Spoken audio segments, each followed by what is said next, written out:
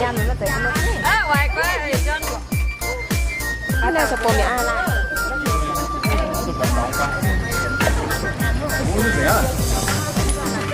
làm ạ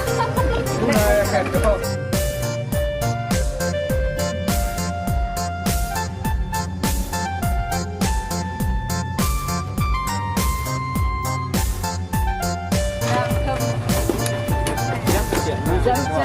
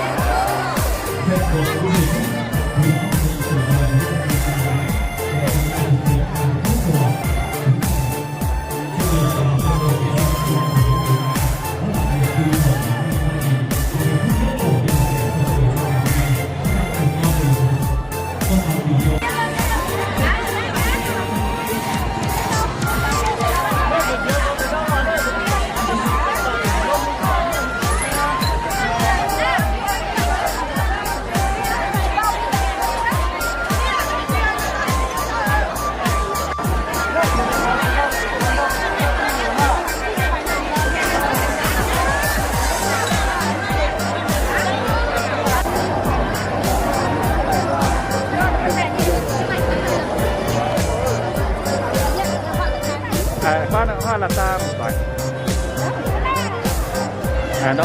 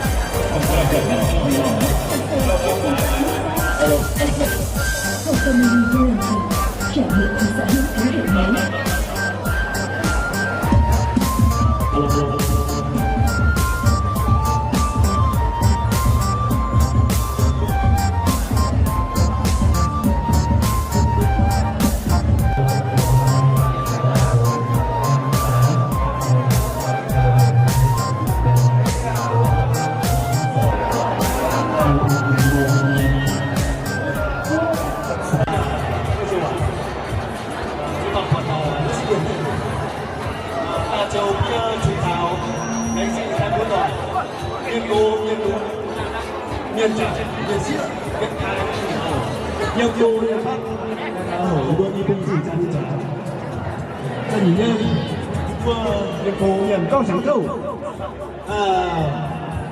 mai đồng về yêu chỉ số thông minh kim ma quên số kim ma một người không là gì cái anh về yêu chỉ số ngoài nó sĩ vừa khi đi làm việc là chị hồ sĩ vừa cho tâm việc như vậy trang trình như như sĩ nó sĩ đúng không bảo là nó sĩ quên hết quên nhiều anh cha dân khi hai bố tỏi ta sẽ tổng nhiều tại hỏi đi buôn đi phung cha tình như cha một chi như cha buổi bữa là phút đầu kia đầu mà tiếp bơi như khai bố tỏi chuyến dân vua vua hải mà nó chẳng hồ người người cũng nó nổi đấy xin khai múa tỏi quảng công gia đình công để thăm hóa dung quảng quốc đại hội vui mấy gia đình như trà nổi vượt chữ như trà đấy xin khai múa tỏi tu hoang lai tháng gần ta nó đã thu quân vua lồng rồi một tỏi những tiếng không hòa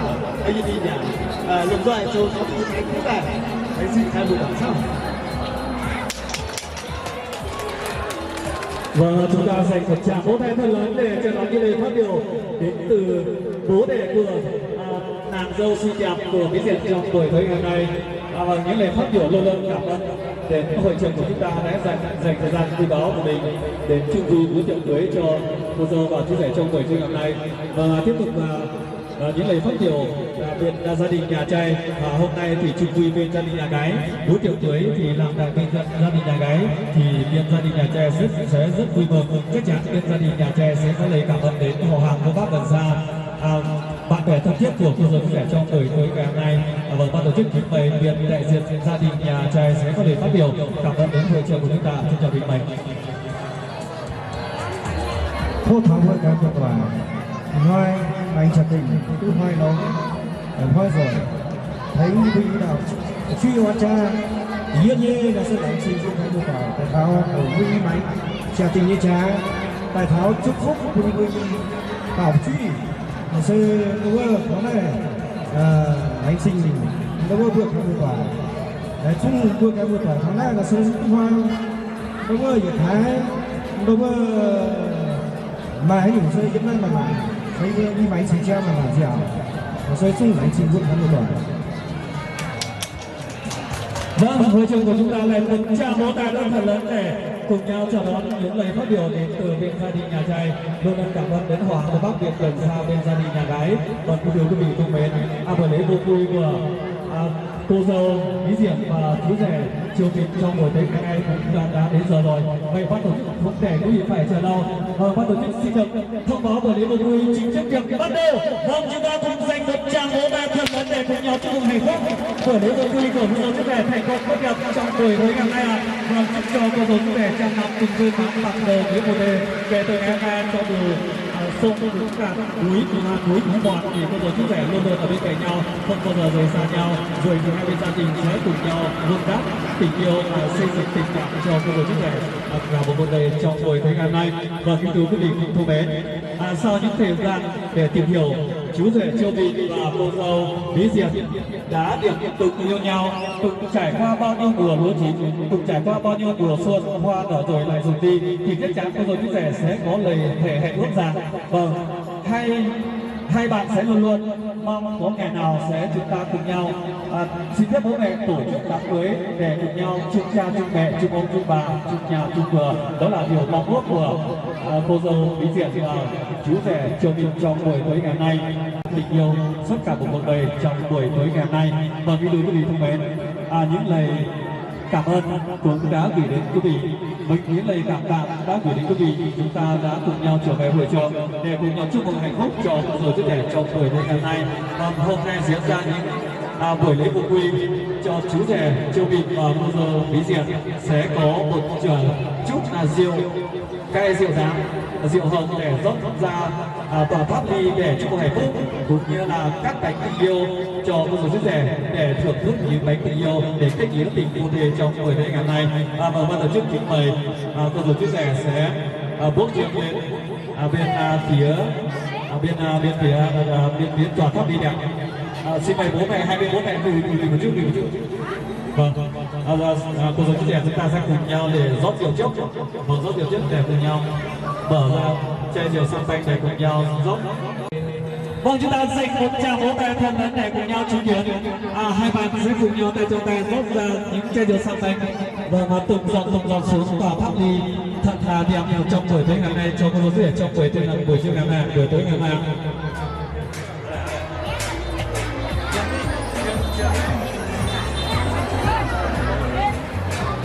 Sẽ việc kết nghĩa tình phu thê, kết nghĩa tình thân gia.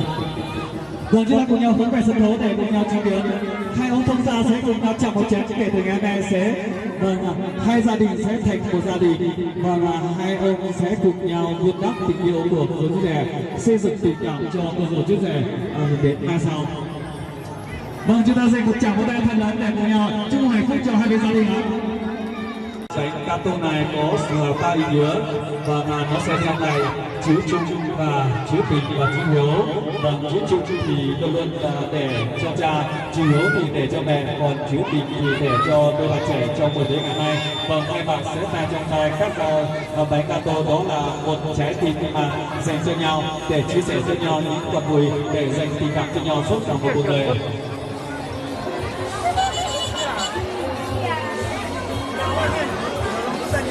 Vâng, chúng ta lại dành một tràng vỗ tay nữa để cùng nhau chúc hạnh phúc cho cô chú rể trong buổi tiệc ngày nay. Còn tay trong tay là các bánh gato thành công tốt đẹp. Kể từ ngày hôm nay cô chú rể sẽ cùng nhau hướng tới tương lai và cùng nhau chào lái quan thương tình yêu suốt cả một cuộc đời, không bao giờ rời xa nhau.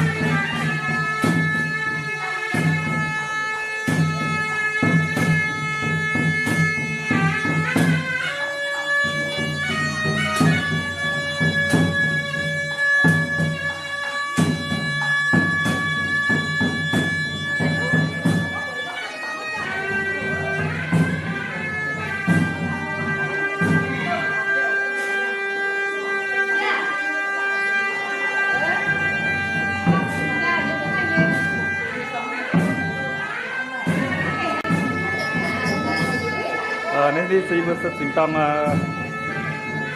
sẵn nhâm.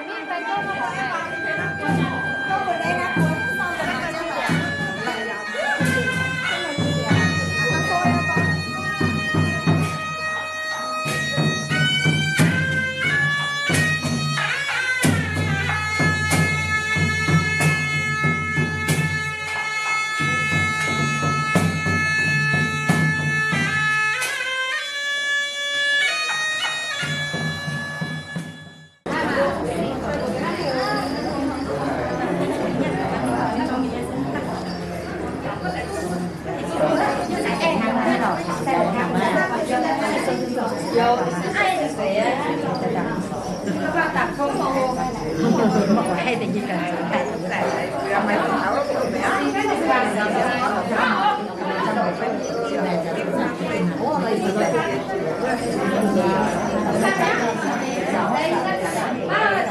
hấp dẫn. nên tao thì bên như chàng nham ổ chàng nham khả năng không tốt tuổi có tại vì như mít triệu cái này tao sẽ mít hoàng ồ mít thánh nè Cái này phát biểu tí. Của thấy không? Phát biểu đi. Phát biểu anh nhớ. Phát biểu à? Ở đâu về đi là thôi ngại lắm. Ai ngại lắm.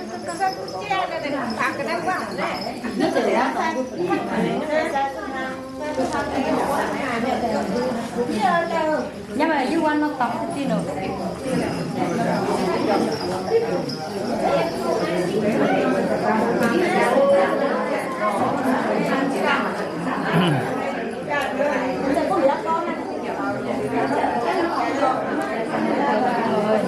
thì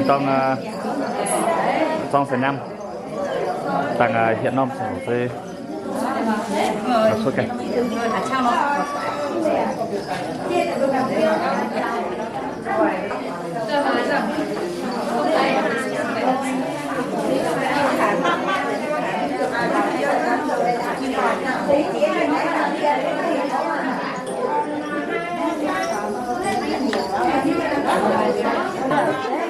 Không sao đâu mà bây giờ đi bỏ có xe đi từ người ngoài kia về giờ hơn được từ bây giờ mình về thì giá nó đẹp hơn. Đúng rồi, đi hơn về kém. Đúng rồi, đi hơn về giá nó mới đẹp.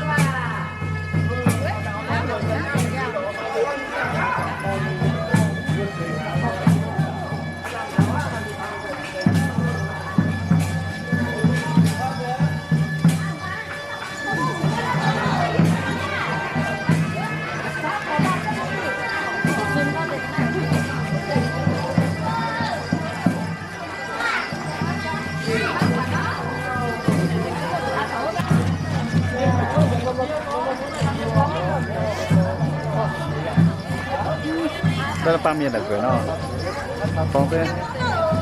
或者是盐。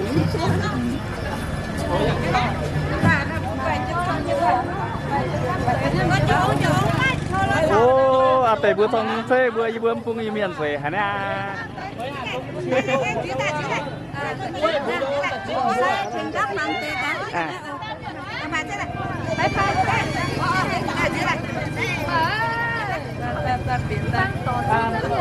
có khi nào thì không ăn nó chiều Nó là nước Việt là nước. không thì tin nom phiên tiệu wow khả năng nhìn tuổi con Nó nhắc là nó viên là.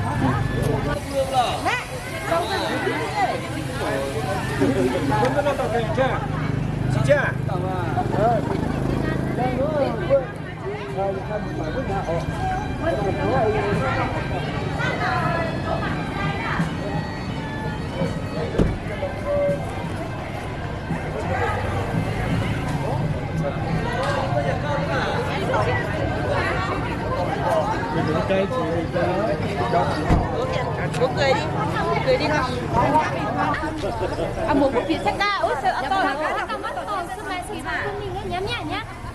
Ba mày nhà tháo ta, đúng không? Phải xem mày, ông sẽ to to nhỉ. Lộn cái giấy này nè. Ya ít ta.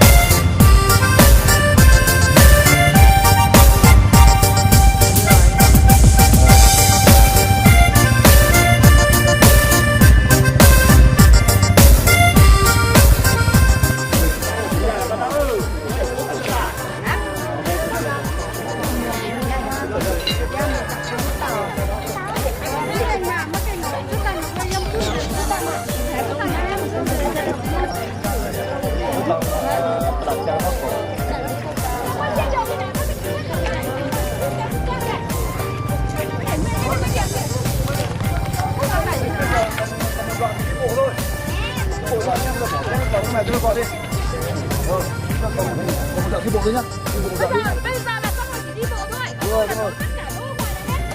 Khi nào không hiểu thì bắt đầu lên dưới.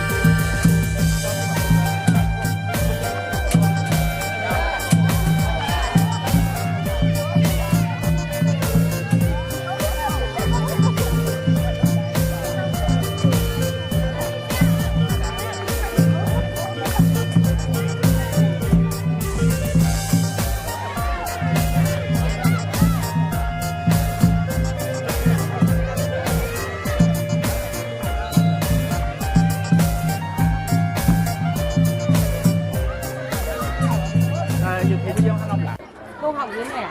Không, Có chứ. không. Lúc em học dưới này là em bị mất nội trú rồi.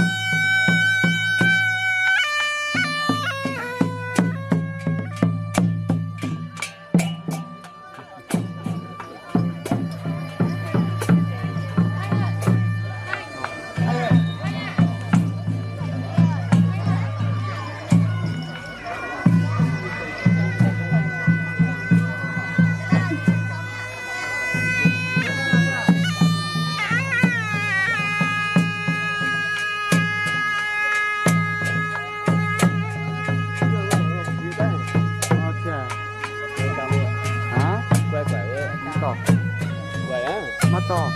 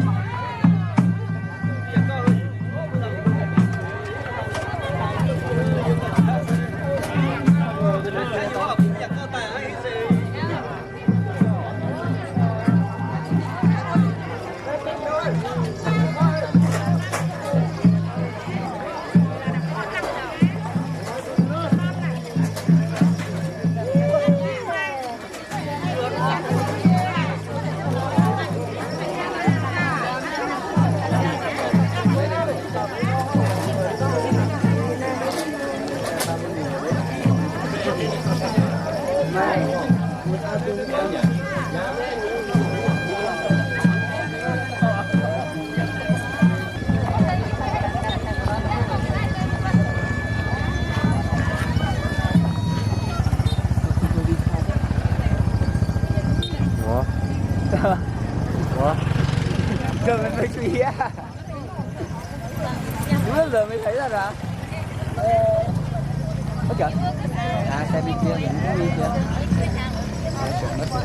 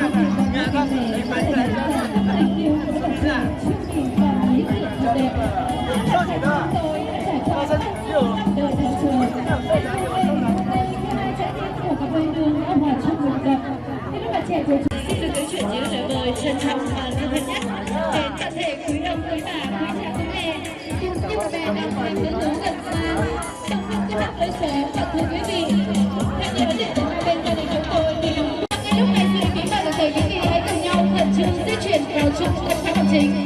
Sau đây gia đình nhà trai chúng tôi và cùng chọn cho mình những vị trí số ghế tình yêu thích hợp nhất. Một em sẽ đầu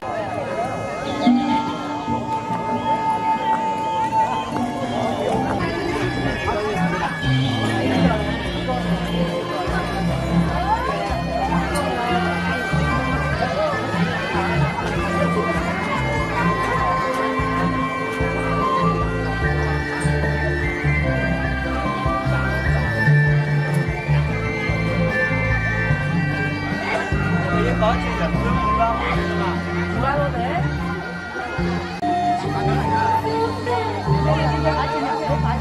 Các bạn chưa quen còn đó à? Nó là nó ấy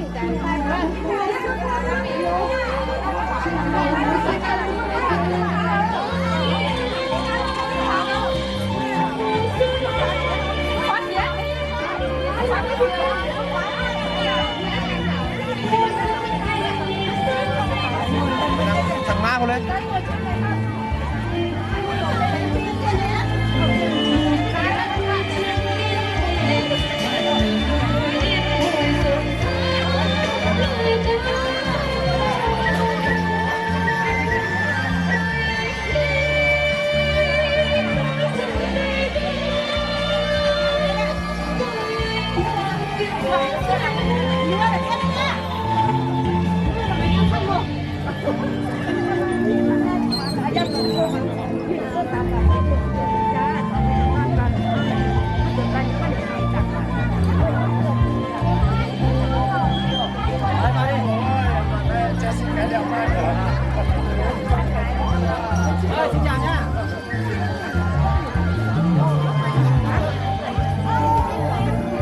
Ở nhà ở dưới kia mà kiếm tiền.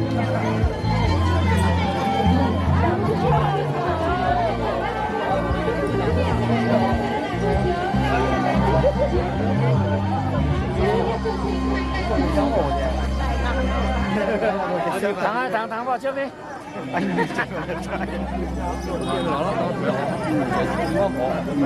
phân tích cái nhau đi sát nhau à?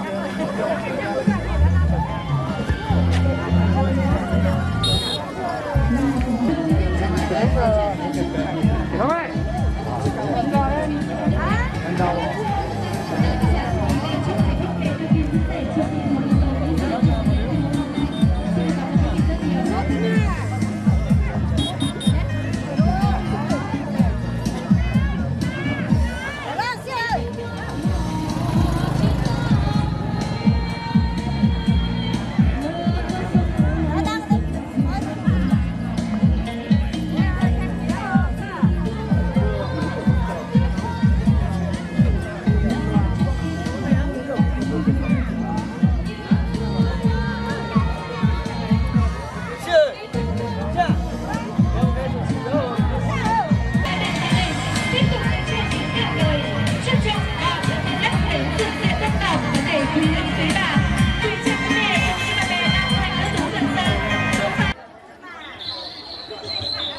Vâng, thưa quý vị, một lần nữa trong lúc chờ đợi toàn thể quý vị ôn định tổ chức, em xin mời xin thay mặt cho ban tổ chức gửi đến toàn thể quý vị một ca khúc mang tựa đề Mời anh lên tế bác và kính mời quý vị chúng ta cùng thưởng thức và lắng nghe.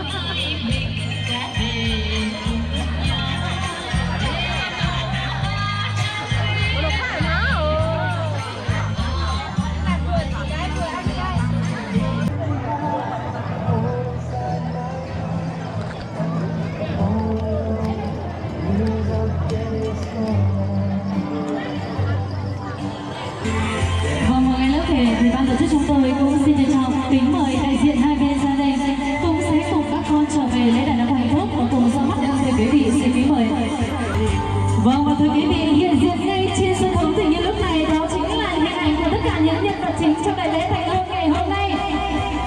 Diện diện của đương kim chú rể, Trương Mìn, cô dâu Mỹ Diện và đặc biệt đó là những người cha người mẹ, người đã sinh thành ra cô dâu và chú rể trong đại lễ thành hôn ngày hôm nay. Và thưa quý vị có thể dành một tràng pháo tay thật lớn thật đông nhất để cùng chào đón được quý vị. Xin cảm ơn đến tràng pháo tay của quý vị rất nhiều. Và thưa quý vị, vào ngày lúc này thì ban tổ chức chúng tôi xin trân trọng giới thiệu về phía họ gia đình nhà trai có bố Tần Hoàn Pháo và mẹ Tần U7 là sinh thân của bố của đương kim chú rể Trương Mìn. Và quý vị cùng dành một tràng pháo tay thật lớn để cùng chào đón được quý vị. Về phía họ gia đình nhà gái có bố Tần A Sa và mẹ Trẻo Trang Mẩy cũng là sinh thân của bố của cô dâu Mỹ Diện. Và quý vị cùng dành một tràng pháo tay thật lớn để cùng chào đón được quý vị. Xin cảm ơn đây những tràng pháo tay của quý vị rất nhiều. Và thưa quý vị, thật quả đúng là hôm nay giúp họ chúc mai tình trong đậm khắc nghĩa dài trong năm. Hôm nay tứ hải giao tình, tuy rằng bốn bể như chung một nhà. Và ngày hôm nay họ gia đình nhà trai chúng tôi đặc biệt long trọng chào đón toàn thể quý vị quan khách, đặc biệt là những vị khách đến từ nước bạn Lào cũng đã trở về đây, chúc mừng hạnh phúc đến mọi gia đình chúng tôi. Và thưa quý vị, một lần nữa xin được thay mặt cho toàn thể hai bên gia đình xin được gửi lời cảm ơn đến toàn thể quý vị. Và thưa quý vị, con người chúng ta sinh ra và lớn lên, ai cũng có quyền khao khát yêu và được yêu. Nó bởi chính lẽ đó tạo hóa đã ban tặng cho con người một nửa yêu thương của mình. Cái tình yêu đó là phép nhiệm màu, đó là món quà vô giá mà thượng đế đã ban tặng cho đương kim chú rể Trương Mìn và cô dâu Mỹ Diện trong đại lễ thành hôn ngày hôm nay. Và trong buổi trưa ngày hôm nay, các bạn trẻ của chúng tôi đã có một chính hướng, đó là cùng nhau xây dựng nên một mái ấm gia đình hạnh phúc, nguyện nhân trên biển cảnh và nhiều cây hiền lành. Thưa quý vị, hôm nay ngày lành tháng tốt, được sự nhất trí của các vị chính quyền hai bên địa phương cùng nhân sự vui vẻ tác hợp của hai bên gia đình, đại gia đình nhà trai và đại gia đình nhà chúng tôi long trọng tổ chức đại lễ thành hôn chính thức gắn kết hai con tim liên duyên vợ chồng. Và thưa quý vị, con hãy kính để có được một niềm hạnh phúc trọn vẹn và vô bờ bến như ngày hôm nay thì quả đúng là nước biển mênh mông không đong đầy tình mẹ, mây trời lặng lặng không có kỷ công cha, tận tạo sớm mong mẹ nuôi con thêm lớn, mang cả tấm thân cày cha che chở đời con, dựng vợ cả chồng. Đó là trách nhiệm và là bổn phận của những bậc làm cha làm mẹ, nhưng đó cũng là những niềm vui, những niềm hạnh phúc của các đấng sinh thành. Và ngày hôm nay sẽ thật ý nghĩa, sẽ thật hạnh phúc biết bao khi có sự chứng kiến và dìu dắt của bố mẹ. Và thưa quý vị, để gửi những lời cảm ơn tri ân sâu sắc nhất đến trình diện của toàn thể quý vị quan khách, cũng như chính thức đón nhận cô dâu Mỹ Diện về làm con làm dâu đối với họ gia đình nhà trai. Thì ngay lúc này, ban tổ chức chúng tôi xin trân trọng giới thiệu có chú Tần Diêu Sơn là chú của chú rể Trương Mìn sẽ đại diện hai bên gia đình có đôi lời phát biểu. Xin trân trọng kính mời chú ạ.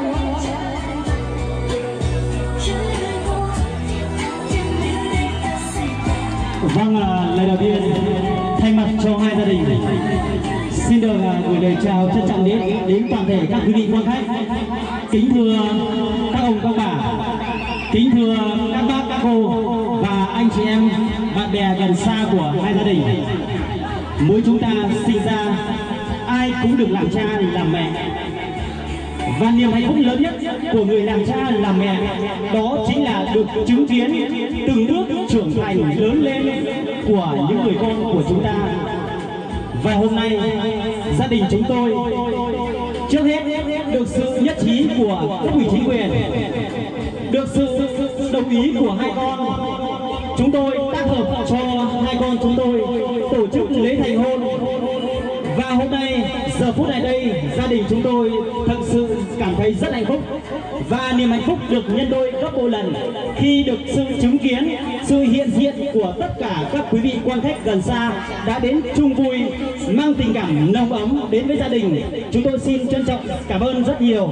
Và đặc biệt hôm nay được sự hiện diện của các bạn anh chị em nước bạn Lào đã không quản ngại đường xá xa xôi vất vả sang bên này để chúc phúc cho hai con, chúc phúc cho gia đình chung vui cùng gia đình chúng tôi. Một lần nữa xin được cảm tạ những tình cảm thân thương, trân trọng, nồng ấm của toàn thể quý vị quan khách gần xa. Xin trân trọng cảm ơn. Vâng, thưa quý vị, rất là tuyệt vời đúng không ạ? Rất là trọng tình và trọng nghĩa đúng không ạ? Thay mặt cho toàn thể quý vị quan khách ở phía dưới xin được cảm ơn đến những lời phát biểu của chú Diêu Sơn. Thay mặt cho những người làm chương trình cũng như toàn thể quý vị quan khách ở phía dưới xin được chúc cho chú. Cùng đại gia đình sẽ có thật nhiều sức khỏe. Chúc cho tình thông gia hai bên gia đình sẽ mãi bên và sẽ mãi kêu sơn bền chặt. Và thưa quý vị, và ngay lúc này để thể hiện sự gắn kết tình thông gia, ban tổ chức xin kính mời bố Tần Tần Pa và bố Tần A Giao sẽ tiến lên phía bên trên sân khấu một bước và cùng bắt tay nhau, trao cho nhau một cái bắt tay thật gắn kết tình thông gia, được không quý vị? Và quý vị cùng dành một tràng vào tay thật nồng nhiệt để cùng chúc mừng.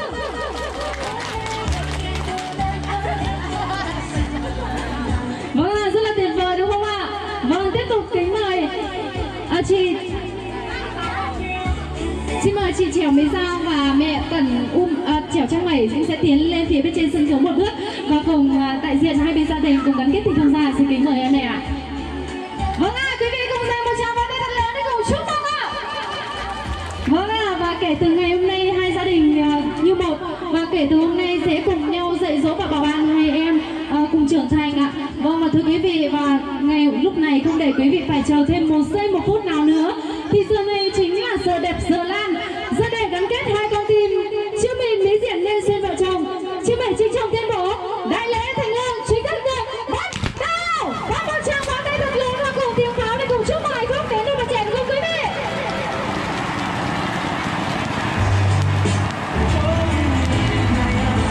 Vâng, thưa quý vị, một tràng pháo hoa rất là tuyệt vời đúng không ạ? Và xin được kính chúc cho đường kim chú rể Chiêu Mìn của chúng ta thật hứng tay trèo để trèo lái con thuyền tình yêu cập bến hạnh phúc. Chúc cho cô dâu Mỹ Diện sẽ mãi mãi xinh đẹp rạng ngời, cùng chú rể Chiêu Mìn gặt hái được nhiều thành công trong cuộc sống. Và thưa quý vị, ngày hôm nay xin được kính chúc một lần nữa, kính chúc cho hai em sẽ sớm sinh được những mẹ trai bé gái có thỉnh để hai bên người ngoài sớm có cháu bồng cháu bé. Và thưa quý vị, trong ngày phúc trong ngày như ngày hôm nay thì đương kim chú rể Chiêu Mìn và cô dâu Mỹ Diện của chúng tôi cũng sẽ có những mong đoạn kỷ vật thiêng liêng nhất trong tình yêu, đó chính là cặp vòng nhẫn cưới. Xin trân trọng kính mời em sẽ cùng trao cho nhau chiếc kỷ vật thiêng liêng nhất trong tình yêu ạ. Và thưa quý vị, chiếc nhẫn là biểu tượng của một vòng tròn tuần hoàn, không có điểm bắt đầu cũng không có điểm kết thúc, cũng giống như tình yêu của đương kim chú rể Chiêu Mìn và cô dâu Mỹ Diện luôn tuần hoàn, luôn nuôi dưỡng với nhau để có một cái kết viên mãn. Không quý vị, tiếp tục chương trình kính mời hai em sẽ cùng nâng chén rượu của mình lên, tiến về phía giữa sân khấu tình yêu và cùng uống ly rượu ra vui. Xin kính mời. Một tràng vào tay thật lớn để cùng chúc mừng ly rượu ra vui ạ. Vâng, và thưa quý vị, chắc hẳn rằng ngày hôm nay toàn thể quý vị quan khách ở phía dưới sẽ luôn chúc cho hai em luôn có được một tình yêu bằng đầu, một tình yêu cụ thể đúng không ạ? Và ngay lúc này trước sự chứng kiến của toàn thể quý vị quan khách thì chắc hẳn rằng cô dâu và chú rể của chúng tôi sẽ